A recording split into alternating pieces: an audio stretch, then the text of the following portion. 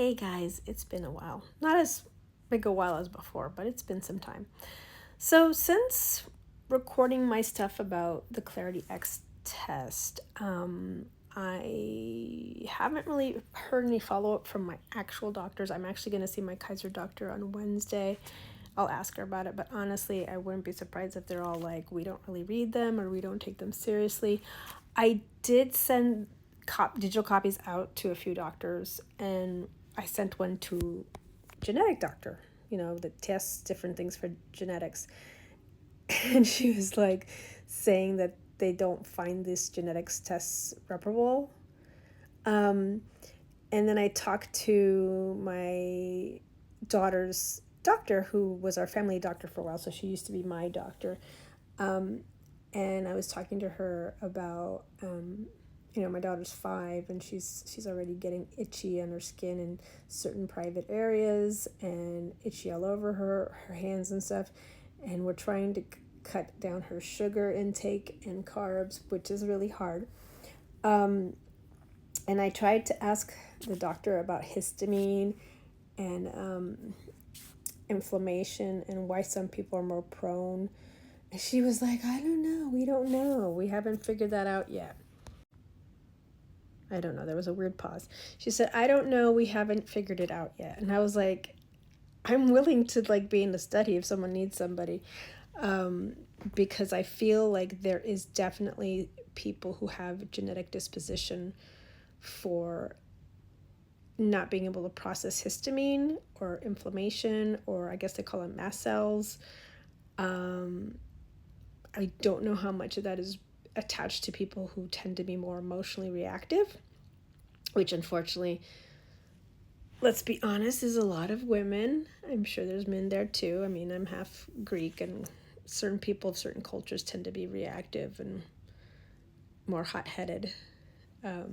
We tend to think of it as passionate, but it tends to go, Anyway, so I just find this interesting, like how I can see. I mean, and honestly, I had allergies and I had asthma as a kid, and the fact that I'm have anxiety and there's a lot of reactiveness and things that are just kind of attacking the body and stuff, and they still telling me I don't have an autoimmune issue, but I'm just like, okay, I'm still gonna chip away at that because I'm not sure if I believe ya. So yeah, I don't know what to say about that. Anyways, if anyone knows more information about mast cells and histamine and how to do any testing for that, because the geneticist doctor or the genetic doctor at Kaiser was like saying that they don't find those kinds of tests reparable. And I'm just like, why not? Why wouldn't you want to study genetics and people's genes and see how it could affect how they are when they try to take certain drugs, how they might be predisposed to certain conditions. I mean, I guess they might not think it's reparable because maybe these genetic tests show that you have a possibility versus actually having something. But I would rather know a possibility for me and my family than not even know about it. And when I emailed her about the 23andMe test, she was like thinking that those weren't reparable either. And I'm like, okay, they're so unreparable. That's why so many people are taking different genetic tests for health and to see how much drugs they can take or what the issues they might have with medication, or to see what kind of autoimmune issue they might have, or sequencing to see, I don't know, there's so many kits out there. People want to know, do they have POTS? Do they have EDS? Do they have issues with methylating folate, things that are all kind of under this umbrella, under the ADHD issue, especially for women. And, even before that, I was testing for hormones and stuff. And the tinctures I'm doing now are helpful. So I am less, it's more like I still get tired, but the duration of tiredness for the PMS cycle is not as long, which is great. It's not a perfect situation, but it's better. You know. Anyway, I'm sure there's more I want to say. I haven't really like thought this out more, or really don't have like those words from the doctor in front of me so I could quote it to you guys so you could see the ridiculousness of it. But anyway, I just, in other words, all of us out here who have something happening and we can't tell what it is and it's kind of invisible, or we just have a lot of things and we're trying to figure out how all these things connect to like a root cause issue.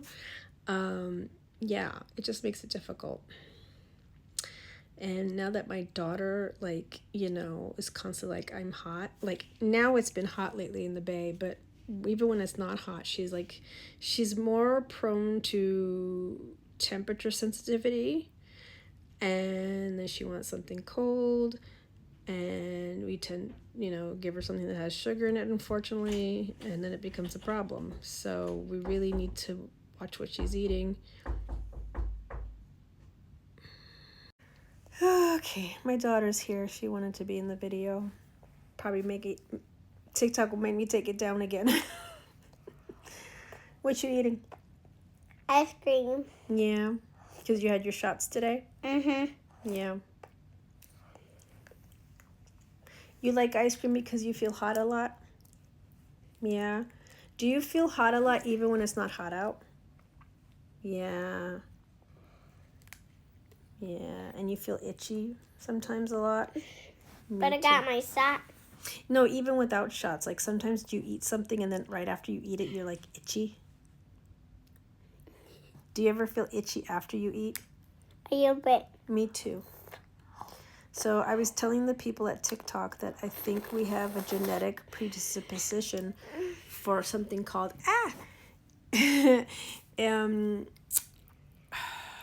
what did I say it was? Well, I know it's with histamine, but it's like we can't, like, I don't know if we can't metabolize it or we can't, there's a word for it. I'm going blank. Anyways, so we have an issue with it. I catch the camera. You got the camera, yeah, I know. So, you're going to have to look forward to possible mast cells issue. I don't know if that's connected to POTS. Still wondering if I have POTS. I am on the sorry, kids.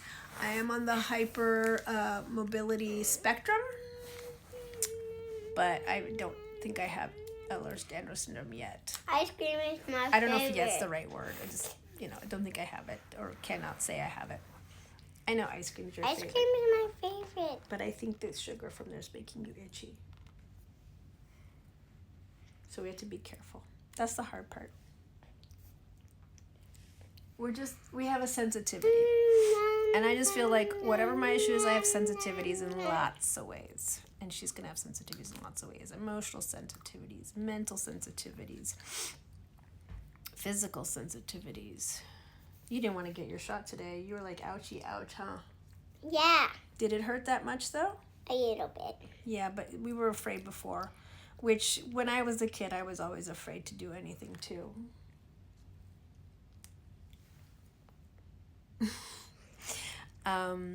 So anyway, and what else? Do you ever itch in your nose? Mommy has allergies, so her nose itches a lot. So I just feel like there's lots of places where itchy skin, itchy nose, itchy this, itchy throat, itchy ears. Sometimes I do You like me to do Q-tip in your ear.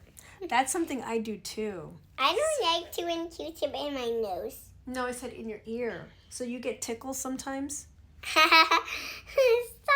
No, I don't mean like from people. I mean like itchy tickles sometimes. Your ear itches a little. No, Mom's doing this. I'm going to pretend to kiss the camera. I think we both have some mass I'm not taking your phone. So this is going to be my next phase to look into as well. All right. Take care.